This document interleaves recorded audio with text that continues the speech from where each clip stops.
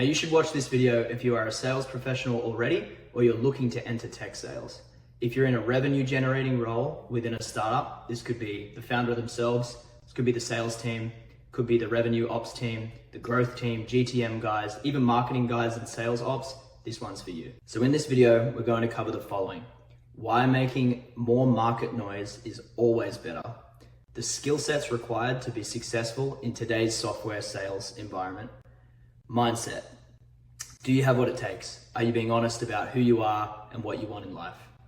The differences between leaders and followers, particularly in the startup environment, why you should talk to as many customers, prospects, and not ideal prospects as humanly possible at the beginning, and why you should learn absolutely everything about the business you're working in, but master one thing. So why do I say making more market noise is always better?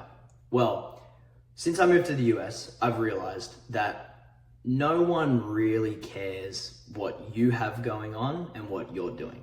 So obviously you care, no one else really does. They see something for a second, they move on. In the world of content, everyone can produce a lot of content. It's not that difficult anymore. There's a lot of noise out there and you have to try and grab attention. Obviously, this isn't rocket science. So in your business, it's the same thing. Just because you're watching this piece of content right now, doesn't mean you're gonna watch one next week. Doesn't mean you've seen me before. This could be your first time. I repeat myself over and over and over and over again, repost, repurpose content because I know people aren't seeing me every single time. If I have X number of followers on LinkedIn, a small subsection of those are watching this video right now. I'll need to post something similar again to get the same message across to new people each time. So, more noise, more campaigns, email, LinkedIn, Instagram ads, Instagram DMs, Facebook DMs, whatever it is that's your channel, more. Different channels as well. So I mentioned a few there: LinkedIn, Facebook, Instagram. Try not to be reliant on one platform for your outreach. Email, for example, you need to diversify. Obviously then, once you've tested things and you see what works for you, double down, but never be solely reliant on one platform. In the US, everyone's making noise. This is the land of sales and marketing. The US people are the best in the world at it. You need to adapt to that new norm. And if you take a US mindset and apply that to a different country, I guarantee you results are gonna happen just purely from making noise. More PR, more articles, more blog posts, more content, more. When I moved here, I had to overcome my fear of doing exactly what I'm doing now, which is pushing content.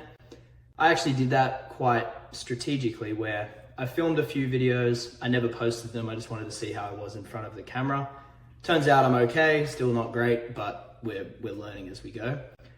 I actually don't post the content. I have an outside resource who posts it, and it really removed me from that process and got over that fear of my face and talking and putting something out there, right? Judgment, all that stuff.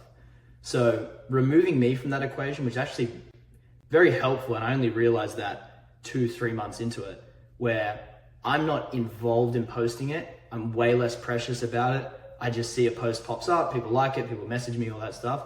It's great. I would highly advise you to do that. The goal, I guess, of me telling you this is more content, more channels, more campaigns is always going to be better. So the first skill set that is required to be successful in any sales job, but particularly in software sales and startup sales, is just discipline. Not motivation, none of that. You just need discipline. You need to work harder than you already are. I already know that that's possible. 95% of people who say they work hard still have weekends. So work harder is number one. Second, in today's software environment, depending on what you're selling, a lot of this stuff is done remotely. That brings in a huge curveball of personal relationships and struggling to build those personal relationships over a camera, over Zoom, right? That's actually something that I struggled with. That was one of my main value propositions, I guess. I easily get along with people, especially in person, body language, confidence, all that stuff. That over Zoom, different ball game. You have to be able to crack jokes. You have to be able to ask, the right questions, make small talk at the beginning of calls, all this sort of stuff. Be persistent, try to get phone numbers in a non-weird way, because when you're in person, no one says no to a phone number, but over Zoom, it's different, right? They'll say, oh no, just email me and stuff. There's less pressure on them to give you a phone number or some sort of contact information, right? Whereas in person, you shake their hand, hey, can I grab your number? And it's fine. So very, very different skill set. I would learn how to become personable over Zoom, over a camera, and really have like a few questions laid out before sales calls that are just gonna help you build rapport, because it is very, very different than in person. Now, again, depending on the business you're in, you need to become an expert at language. And when I say language, I mean the written language, like written down. This could be in LinkedIn, it could be in an email copy, it could be in an ad, etc. You should be so familiar with your industry, with keywords, with trigger points, with your ICP, that you can write the copy, the emails, the LinkedIn campaigns. You know what works. You can see what lands when you talk to a prospect. Like, do they understand this concept? Do they understand this keyword? Do they know this competitor? Do they know this vendor? Like, whatever it is, you need to have a deeper understanding than your marketing team and then your sales ops team, so you can craft the best sales messages that you know will work. Now, mindset. Do you know yourself? Do you know what you want? Have you seriously sat down and actually written down your goals, asked yourself what you want from life, not just in business, but business is obviously a huge part of that. Having the right mindset, and I'm gonna take it from a startup lens, is super important. Millions of people go into startups every year, and guess what? A lot of them get fired, they don't last. Why don't they last? A startup isn't a business yet. So not everything's laid out completely nicely, and you've got systems and documentation and a IT support team and a person who's going to help you with this and a training camp and all that stuff, right? It's just not there yet. You have to be a go-getter to be in a startup. You cannot wait for people. You can't ask for permission. You can't be scared to take a risk. Like, it's a completely different ball game. It's like you've started your own business without any of the risk almost, especially in a sales role. So just to understand how much work a startup might be, even for an employee, I used to I've always worked weekends ever since I can remember. So I was working in cloud kitchens. I was very early in cloud kitchens in Australia. I was one of the first sales hire there for one of the divisions. And I always used to work on the weekends, on Saturday mornings and Sunday mornings. This is back when I was in Terrigal. I used to go for a walk with a coffee for sunrise, and then come back to a cafe, sit in the same spot basically every day, every weekend, and work for like 5 hours, 4 hours. Every single person, I'm telling, my mum, my dad, my friends, people at the cafe, everyone used to think I was crazy. Now, Australia's work culture is very different to the US work culture. In the US, that's still not normal, but it's way more the norm in terms of just working on the weekend when you don't have to. Every single person told me I was crazy. Fine, that's okay, I got used to it. Then I get the opportunity to move to America. Why did I get that opportunity? Because I had the best sales numbers in the business. I got promoted to a sales manager and ran the team. I wouldn't have had that without the best numbers. Now everyone goes, oh wow, you're doing so well. You're in America, it's crazy. You live in a crazy life. Okay, but you didn't see the weekend work. You called me crazy and said you shouldn't be doing it and have fun. I tell everyone now, I'm sick of fun. I don't like fun anymore. Fun is boring to me. What's fun is boring work that I like to do now. So having the right mindset, particularly if you're going into a SaaS startup or a tech startup, very important. Are you a go-getter? Do you have what it takes? Are you going to put in more than 40 hours a week? 40 hours is bullshit. Now, the differences between leaders and followers, and again, I'm going to use my personal experience within tech startups. The differences between a leader and a follower, mainly I think in these types of businesses, is just asking for permission. Leaders don't ask for permission. And when I say leader, I don't mean you're the manager or you're the boss. I mean, you could be a sales rep and you don't ask for permission. Now, it sounds wrong, it sounds bad, it sounds like a selfish salesperson trying to get more deals and have the highest commission and whatever. And maybe there is some of that. But what I saw consistently, particularly in the sales team, is, let's say there's a gap in leads. You have to go through your old leads that you've already contacted or someone in the business has already contacted. There's a sales ops guy who is responsible for getting leads, but he was the guy who does it globally. He's got a lot of work on his plate. He's doing Singapore right now and the US, and Australia is next week. Great.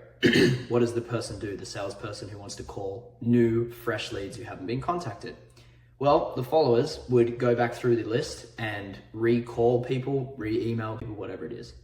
The leader would go and figure out a way to scrape LinkedIn, figure out a way to get their emails, figure out a way to get their numbers, and go off and have fresh leads by himself or herself. Now, that's a true story. I've seen that happen. And that person now has fresh leads. They go get more meetings, they go get more deals. And guess what? They're one of the top performers in my team. So you have to have a leader mindset in a startup, regardless of what position you are. That is the only way you're going to get ahead. And the people who do have that mindset and do take that risk and don't ask for permission are willing for things to break, willing for things to fail. They always get ahead in startups. At the beginning, when you join a startup, why you should talk to as many customers, prospects, and not ideal prospects as much as you can. So customers, very obvious, right? If you're a salesperson, if there's not too much of a defined team, if it's like super early, you want to talk to customers, you'll have that opportunity. You can go and do it yourself. There's usually not many rules in a startup at the beginning. Go and talk to them and just ask them questions. Why did you buy? What are you using? What value, et cetera, et cetera. Just customer discovery stuff, product usage stuff. Are they happy? Are they not happy? Why not? That's obvious. Prospects, obviously you should talk to prospects because you're trying to sell your product, right? That's obvious as well. However, prospects lie. They don't mean to lie. They lie by omission. They don't necessarily tell you their true intentions of why they're purchasing a product. They make decisions and don't explain it. So prospects, that's another beast. The one that's really counterintuitive and what I found very successful at Cloud Kitchens is speaking to your not ideal prospects.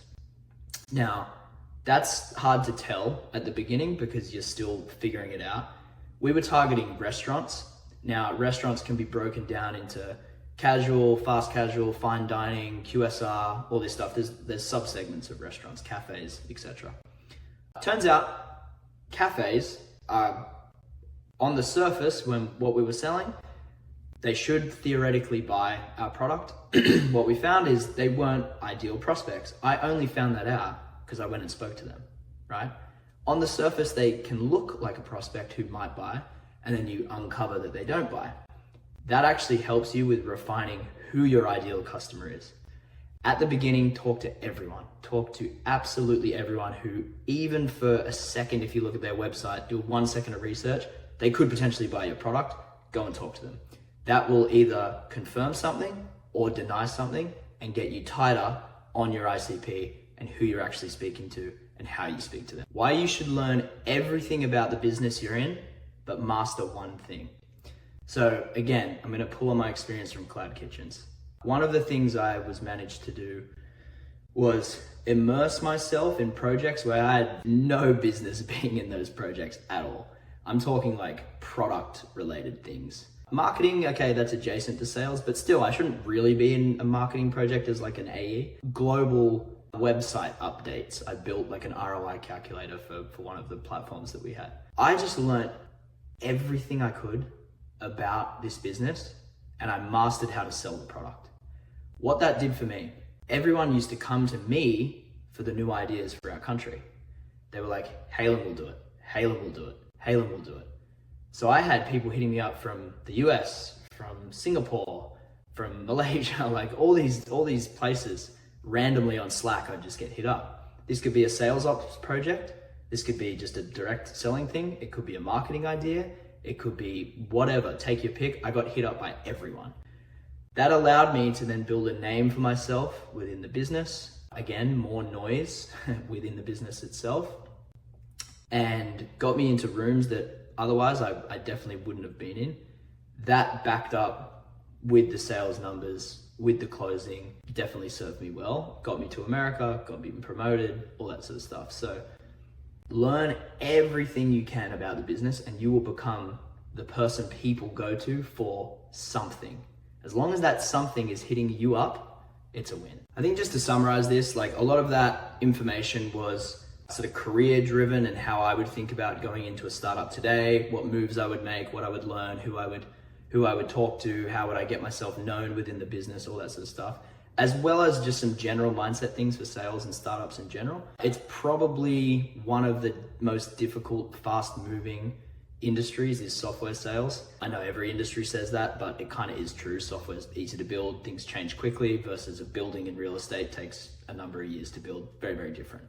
So hopefully you found it valuable. If you can take away one thing, sales is tough. Startup sales, even tougher. You have to have a go-getter mindset. You cannot wait around for people to tell you what to do or ask for permission. Go get it, go hard, and just work harder than everyone else.